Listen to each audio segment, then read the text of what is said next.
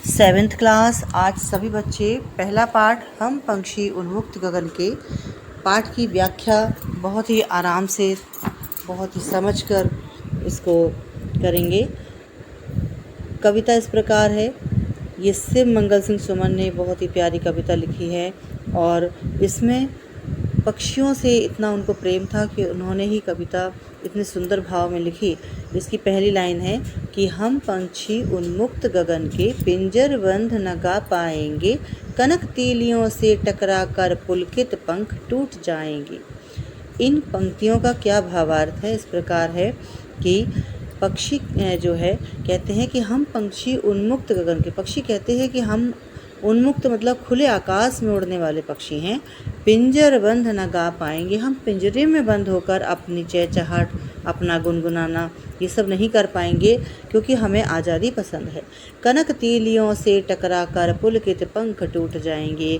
यहाँ पर कवि कहता है कि अगर उनको सोने की तीलियाँ यानी कि सोने की तारों से बना हुआ कोई पिंजरा दे दिया जाए, बहुत सुंदर खूबसूरत पिंजरा दे दिया जाए, तो वो क्या कह रहे हैं, कितना भी आरामदायक स्थान उनको रहने के लिए दिया जाए तो लेकिन उनका क्या होगा, उस पिंजरे के अंदर पुलकित पंख टूट जाएंगे। उनके जो खिलकर आराम से आज़ादी के साथ उड़ने वाले जो पंख हैं और उनका जो आज़ादी के साथ मस्त होकर उड़ना है, वह सारा क्या होगा, उस पिंजरे में नहीं हो पाएगा और वो पंख क्या होंगे, उनसे टकरा टकरा कर, सोने के पिंजरे से भी टकरा टकरा कर उनके पंख टूट जाएंगे। वो कहते हैं पक्षी कैसे होते हैं, यहाँ कवि बता रहा है कि हम बहता जल पीने वाले मर जाएंगे भूखे प्यासे।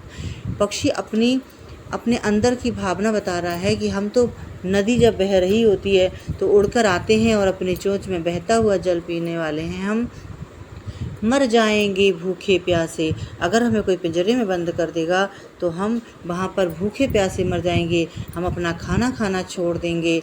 यहाँ पर कवि कहना चाहता है कि अगर आप उसको कितने भी आराम में रखें, उसको कितना भी अच्छा भोजन दें, लेकिन वो कहते हैं कि हमें तो आज़ाद ही उड़ना है और अगर हमें कोई अंदर बंद कर लेगा पिंजरे में तो कहते हैं कि हम बहता जल पीने वाले पक्षी कहते हैं कि हम तो बहते हुए जल को पीने पसंद करते हैं, हम कटोरी में रखा हुआ जल पीना नहीं चाहते। मर जाएंगे भूखे प्यासे। वो कहते हैं कि हम अपना खाना पीना छोड़ देंगे। कहीं भली है कटुक निबोरी। यहाँ पक्षी कहता है कि ये जो नीम की निबोड़ी होती है, नीम एक का जो फल होता है वो बहुत कड़वा होता है, लेकिन वो कहते हैं कि कहीं भली है। पक्षी कहते हैं हमें बहुत अच्छा लगता है कि हम चाहे कुछ ना मिले हमें खाने को, पूरे जंगल में हम नीम का ही फल खा कर रह लेंगे कनक कटोरी की मैदा से। वो कहते हैं कि सोने के पिंजरे में अगर आप सोने की कटोरी में हमको मैदा भी देंगे, यानी कि मैदा से बना हुआ भोजन देंगे, तब भी हम उसको नहीं करेंगे।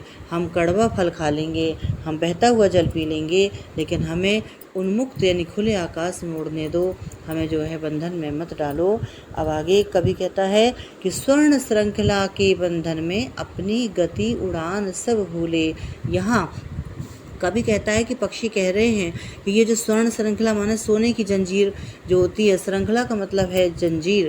कहते हैं कि स्वर्ण श्रृंखला के बंधन में अगर कोई पक्षियों को बांध दे, उनको बंधन में कर दे या किसी पिंजरे में बंद कर दे, तो वो अपनी गति का मतलब है वह अपना जिस गति से वह उड़ते हैं, जिस गति से वो पानी पीते हैं, जिस तरीके से वो रहते हैं, वो सारी अपनी गति, अपना क्रिया सारी भूल जाएंगे और उड़ान सब भूले, सब भूल जाएंगे। बस सपनों में देख रहे हैं तरु की फुगनी पर के झूले।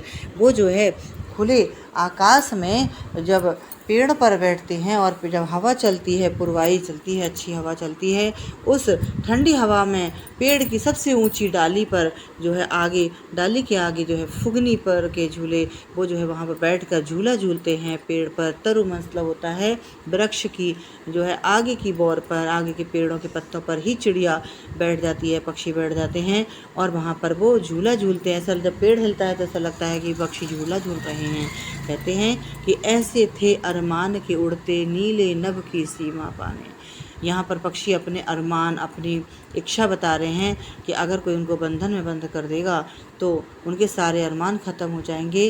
वो कहते हैं कि मेरे तो अरमान कैसे थे, ऐसे थे अरमान, यानी कि जो उनकी उम्मीद है, जो उनका एक सपना है, ऐसे थे अरमान के उड़ते नीले नभ की सीमा पाने।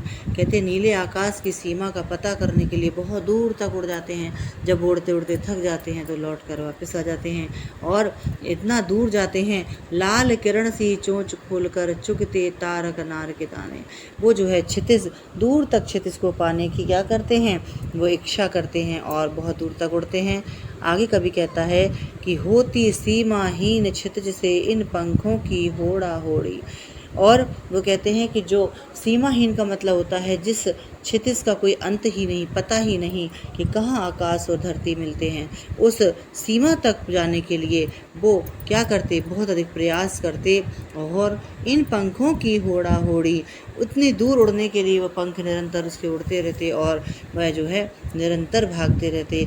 या तो क्षितिज मिलन बन जाता या तंती सांसों की डोरी। वो कहते हैं या तो हमें जो है धरती और आकाश के मिलने का छोर ही मिल जाता, या फिर हमारी सांसें की डोरी है यानी कि हमारा जो जीवन है प्राणांत हो जाता। नीड़ न दो चाहे टहनी का, आश्रय छिन्न भिन्न कर डालो, लेकिन पंख दिए हैं तो आकुल उड़ान में विघ्न न डालो। यहाँ से मंगल सिंह सुमन कवि ने बहुत ही अच्छे शब्दों में कविता की है। उन्होंने कहा है कि पक्षी कहता है कि नीड़ न दो चाहे टहनी का। नीड़ का मतलब होता है उनको आश्रय, उनको सहारा, चाहे उनको टहनी का सहारा मत दो। वो कहते हैं चाहे हमारा घोंसला, हमारा आश्रय छिन्न भिन्न यानी कि ख़त्म कर दो, लेकिन ये पंख भगवान ने दिए हैं, पंख हमें अगर प्रकृति ने दिए हैं तो हमारी जो आकुलता है, उड़ने की जो हमारी इच्छा है, उस उड़ान में विघ्न ना डालो, कोई भी बाधा ना डालो, हमें कोई पिंजरे में बंद ना करो। तो सभी बच्चे इस कविता को करेंगे।